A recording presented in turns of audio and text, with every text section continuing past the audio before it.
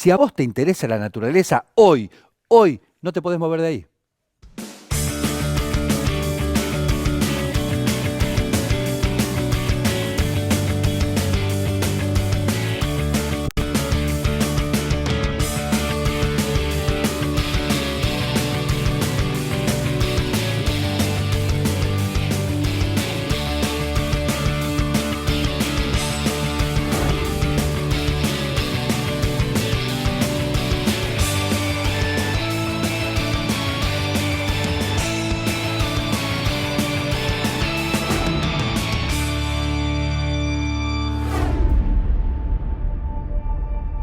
Hace poco quedó inaugurado como Parque Nacional esta inmensa selva que los argentinos llamamos el Impenetrable. Este gran territorio de bosque nativo que ocupa principalmente las provincias de Chaco y Formosa, hoy puede disfrutarse como área protegida. Su increíble superficie se mantiene en tan buen estado de conservación que ha permitido la supervivencia de gran parte de su fauna y su flora. Tan difícil es llegar hasta él y atravesarlo por lo agreste y lo tupido de su vegetación, que verdaderamente se ha hecho digno receptor de un nombre que sorprende al mundo.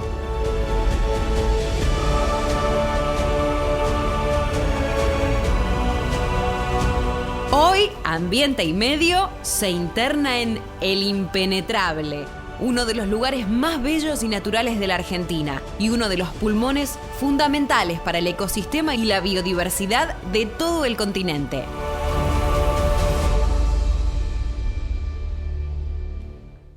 Lo penetramos, entramos al Impenetrable. En realidad entró un equipo extraordinario de Ambiente y Medio que fue hasta allá. Una verdadera proeza, no es sencillo.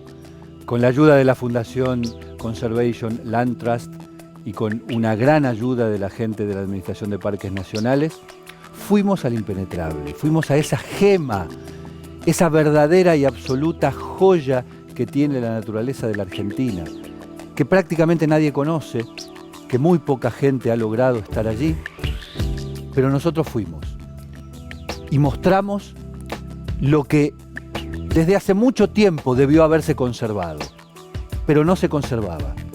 Diversos motivos, muchos de ellos vinculados con la política, que después les vamos a ir contando, hicieron que se retrasara excesivamente la conservación de uno de los ecosistemas más valiosos y al mismo tiempo más frágiles y menos protegidos de todo el Cono Sur, el bosque chaqueño seco. Insisto, una joya, una gema en la cual nosotros estuvimos. Cami, contame más del Impenetrable.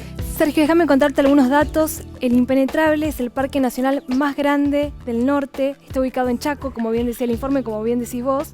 Y ahí viven comunidades originarias y además criollos que se alimentan del turismo.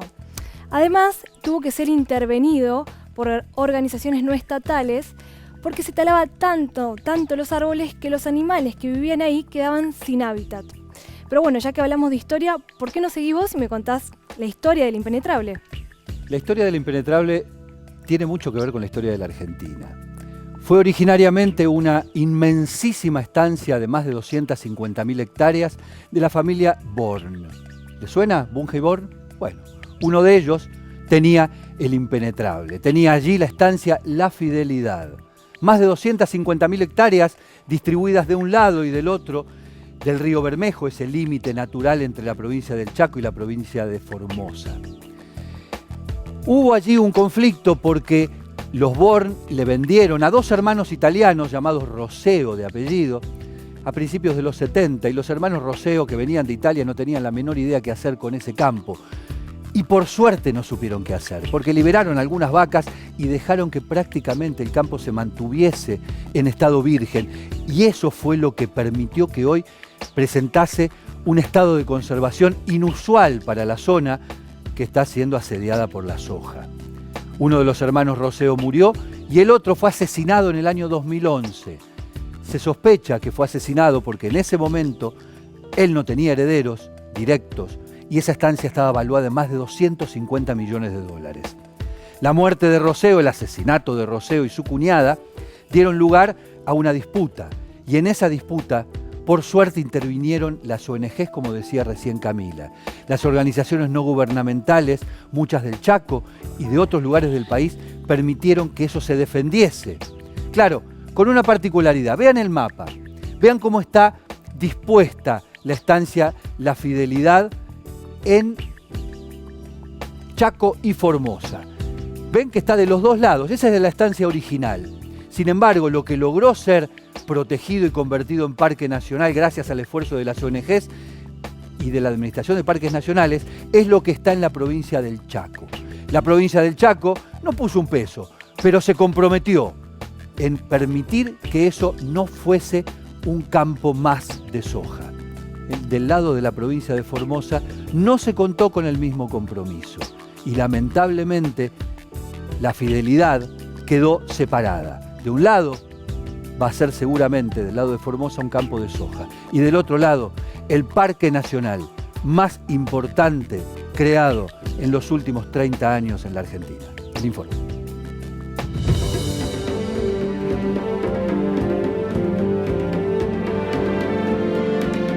Damos por comenzada nuestra travesía hacia el impenetrable chaqueño.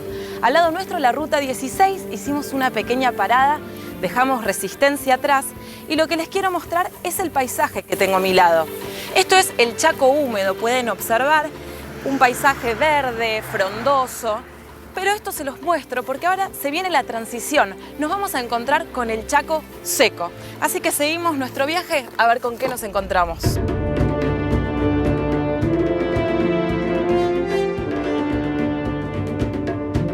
Finalmente llegamos al Parque Nacional El Impenetrable. Fueron 5 horas de viaje más o menos, en ruta de asfalto, en ruta de tierra, y fuimos viendo cómo cambió el paisaje. Ahora un poco más árido, vemos espinillo, una geografía más seca, y ahora nos quedan 2 horas de viaje hasta el campamento.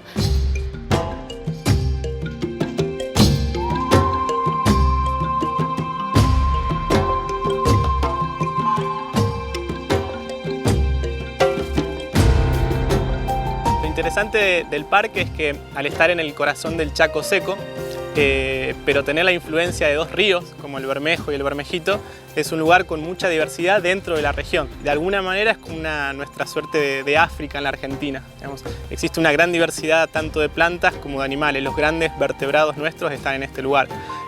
Tapires, los chanchos, los hormigueros, felinos, ¿no? Y la posibilidad real aún de que, por ejemplo, el mismo yaguareté todavía siga viviendo por la zona, eso es real. O sea, es un lugar con mucha biodiversidad y en donde se destacan eso, los grandes vertebrados que aún existen en la región.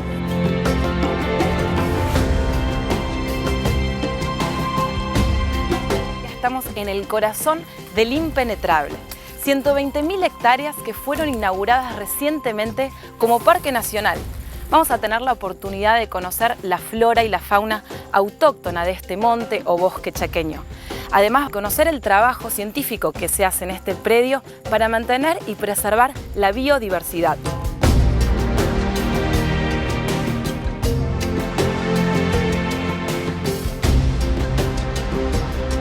El Parque Nacional es nuevo, de hecho la posesión de las tierras se tomó recién a principio de año, si bien hace unos días cumplimos 3 años desde que se creó por ley, recién en abril se tomó plenamente posesión de las tierras y ahí se consolidó, digamos, el área protegida como Parque Nacional. Hoy por hoy se está realizando la apertura de caminos, de picadas, de senderos, la instalación de infraestructura como pueden ser viviendas para que vivan guardaparques. Bueno, la instalación del campamento de CLT, que va a ser la base para llevar adelante diferentes trabajos de investigación.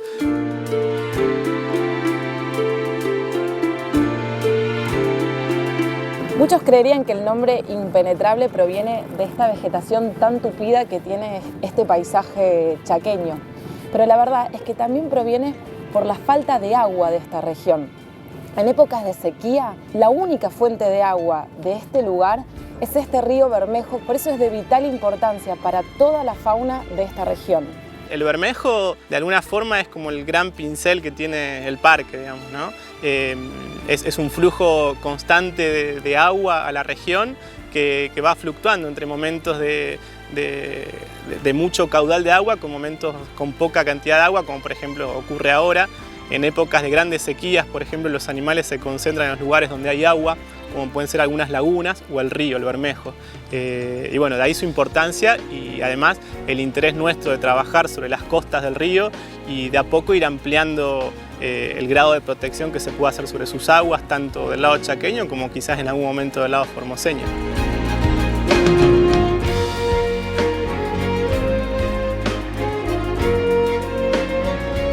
En cuanto a la singularidad, el Gran Chaco sudamericano es un ambiente casi exclusivo de Sudamérica, de ahí la importancia también. Y bueno, para la región también es muy importante porque de alguna forma es un centro de producción de biodiversidad que sirve para que el resto de las áreas que están en la región también se puedan mantener en buen estado de salud, como por ejemplo la Reserva Natural Formosa o los parques provinciales Fuerte Esperanza, Loro Hablador, o un poco más alejado, pero regionalmente cerca, el Parque Nacional Copo, ¿no? De ahí el gran valor que tiene el área por estar en el centro de la región.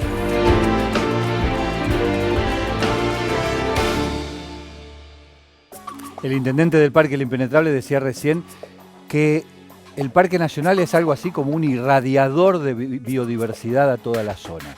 Recordemos ese dato, ese elemento, porque yo les conté que en el año 2011, tras la muerte, el asesinato de Roseo, rápidamente la codicia fue sobre el parque, sobre lo que hoy es el parque, sobre lo que era la Estancia de la Fidelidad. ¿Y por qué la codicia? Porque toda esa zona había sido a lo largo de los últimos 20 años capturada en función de la soja.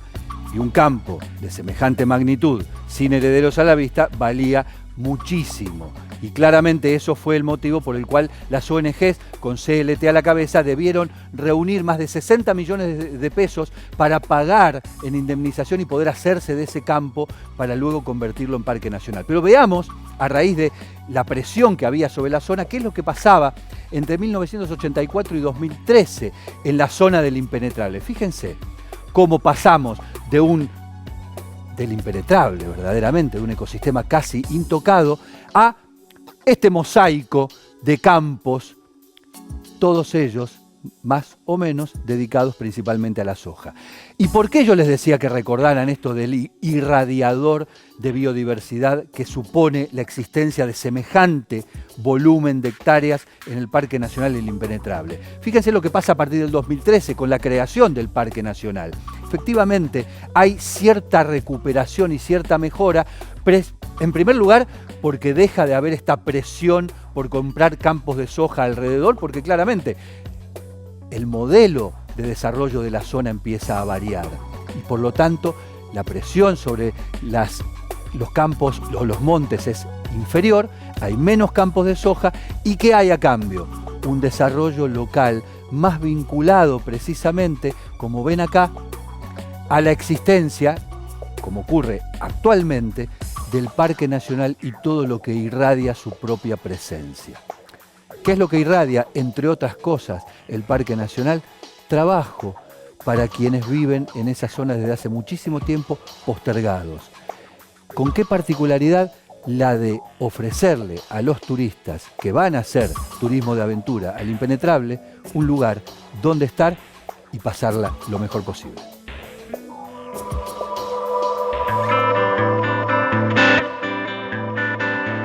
El ecoturismo, desde ya que es la base para la conservación del parque, digamos.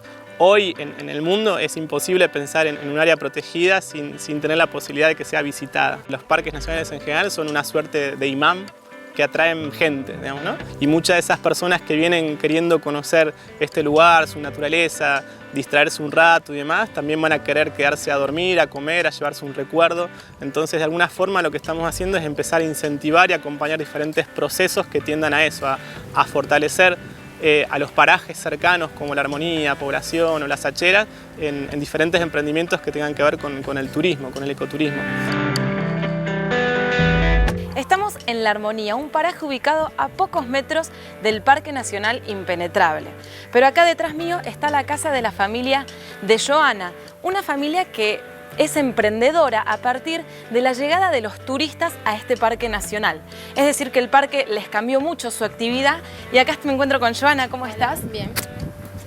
¿Todo bien? Todo bien. Bueno, vos me vas a contar un poco qué es lo que haces vos junto a tu familia acá en tu casa. Sí, atendemos turistas haciendo comidas, cocinamos comidas, digamos, más de cosas de acá. Por ejemplo, contame qué platos hacen. Empanadas, que es lo más tradicional de acá, asado de vaca o de cabrito. Desde la provincia también hay mucho interés y llevan adelante un programa que es un plan de desarrollo turístico, el cual, entre otras cosas, contempla la construcción de refugios o de postas en diferentes parajes, como para que los visitantes puedan llegar a conocer el parque, pero además después puedan ir a alguno de estas comunidades vecinas para conocer un poco más sobre la cultura local y sobre sus comidas y disfrutar en definitiva del contacto con la gente chaqueña. Joana, además de todas las cosas ricas que preparan, veo que a poquitos pasos de tu casa armaron este lugar tan lindo con esta vista de la laguna, súper prolijo con las mesitas. Sí, digamos que lo hicimos hace un par de meses antes de la inauguración, con la idea esa de que está bueno para los turistas. De alguna manera los vecinos permiten que el parque sea lo que es y son quienes en definitiva nos van a ayudar a que este lugar se conserve a lo largo del tiempo. Así que el ecoturismo es una posibilidad para que la gente que vive acá, entre otras cosas, ponga en valor sus saberes ancestrales, el conocimiento del campo, ¿no? Y de alguna forma redescubrirse y resignificar mucho de los oficios que cada uno tiene. Una oportunidad de cambiar no sé si de actitud, pero sí de la forma de aprovechar el monte, ¿sí? Ya por ahí no tanto de la extracción, sino de eso, del disfrute, de la contemplación y de mostrar él lo que tiene y lo que lo resignifica como persona, digamos.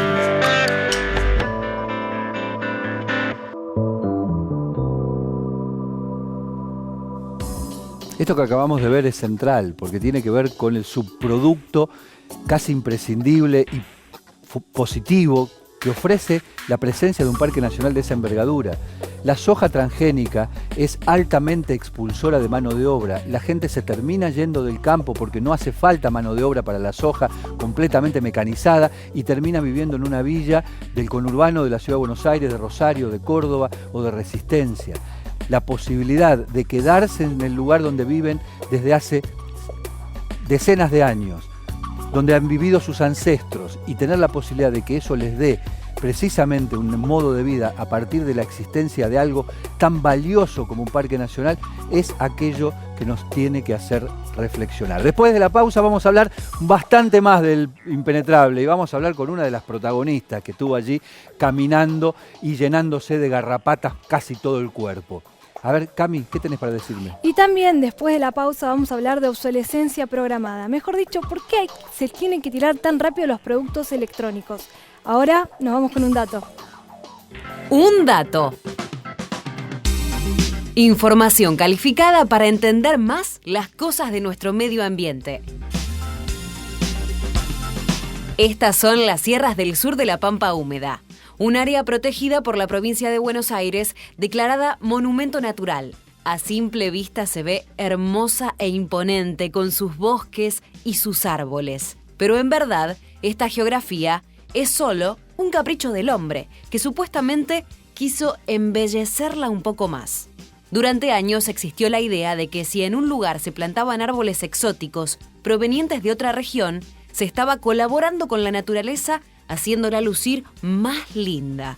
Lo cierto es que estas sierras no deberían tener arbustos que superaran el 1,5 metros de altura para que su fauna y su flora desarrollen la vida que la naturaleza les signó. Incluso esta zona, que en verano es muy calurosa, no tendría que sufrir tantos incendios forestales producto de la presencia de pinos foráneos, que actúan como verdaderos mecheros. La Sierra de la Ventana es realmente hermosa e imponente. Quizás, si el hombre no hubiese modificado tanto su esencia, hoy tendríamos una joya natural aún más bella para disfrutar.